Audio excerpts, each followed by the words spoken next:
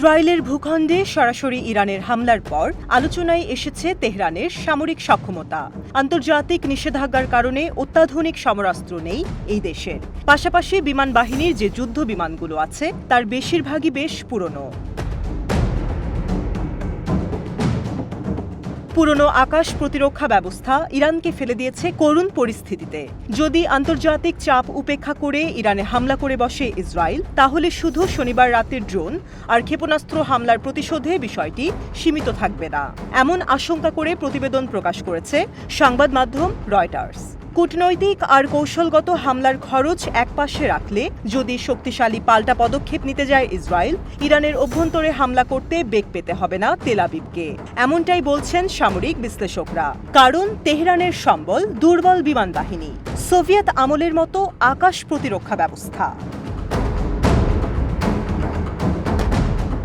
ইরানের গেল সপ্তাহে ইসরায়েলে হামলার দৃশ্যপট প্রমাণ করেছে তেহরানের হামলা আর ইসরায়েলের প্রতিরক্ষা ব্যবস্থার ব্যবধান। শত শত ড্রোন, ব্যালিস্টিক আর ক্রুজ ক্ষেপণাস্ত্র ইসরায়েলের ভূখণ্ডের তেমন কোনো ক্ষতি করতে পারেনি।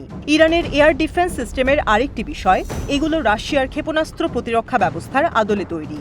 স্থানীয়ভাবে যেগুলো তৈরি হয়েছে সেই প্রতিরক্ষা ব্যবস্থাও মার্কিন আর রুশ পুরনো যুদ্ধবিমানের আদলে তৈরি। এর মধ্যে কিছু আছে 1960-এর দশকের।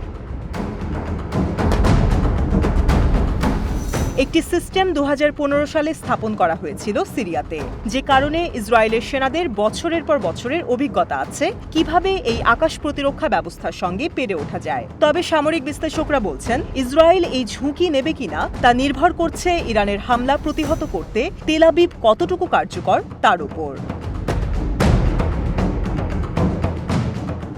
বিশ্লেষকরা বলছেন, সংঘাত শুরু হলে ইরান শক্তিশালী অস্ত্র ব্যবহার করতে পারে, যেখানে আছে ৩৫০০-এর বেশি ড্রোন আর ক্ষেপণাস্ত্র।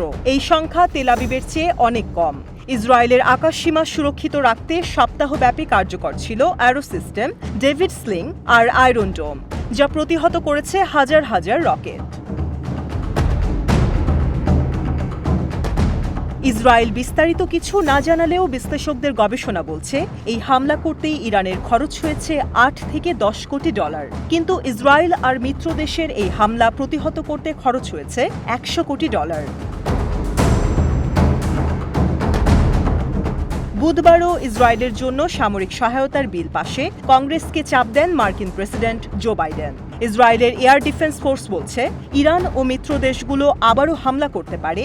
এই আশঙ্কায় অস্ত্রের মজুত বাড়াতে রাত দিন কাজ চলছে।